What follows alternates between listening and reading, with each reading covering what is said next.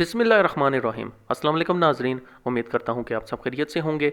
12 अप्रैल 2020 गुज़श्ता 24 घंटों की अपडेट सामने आ चुकी है और सऊदी वजारत सेहत की तरफ से जारी करदा तफसीलात के मुताबिक आज 429 न्यू केसेस रजिस्टर्ड हुए हैं और सबसे ज़्यादा जो सूरत हाल है वो रियाद के लिए ख़राब बताई जा रही है कि 198 जो है वो न्यू केसेस रजिस्टर्ड हुए हैं सिर्फ रियाद से।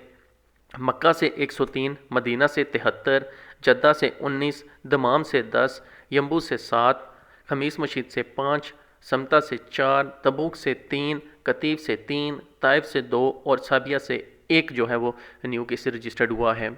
रियाद से मुतल्लिक ये कहा जा रहा है कि वहाँ पर इक़दाम सख्त किए जाने वाले हैं, क्योंकि वहाँ पर 6 से 9 बजे तक जो है जो इजाज़त थी कि आप बाहर निकल कर जो है वो अपना सामान ले सकते हैं। हो सकता है कि उसके लिए कोई सख्त इक़दाम कर दिए जाएँ।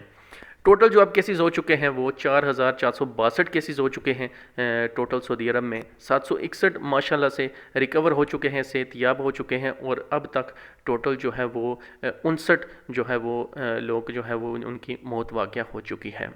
तो ये आज सऊदी अरब की आज की अपडेट है और मैं आप सबसे रिक्वेस्ट करूंगा कि अगर आप सऊदी अरब में मौजूद हैं तो ज़्यादा से ज़्यादा घर में रहें। ज़रूरी नहीं है कि पुलिस वाला ही कोई आपको नज़र आए तो आप वहाँ पर ही सिर्फ घर में रहें।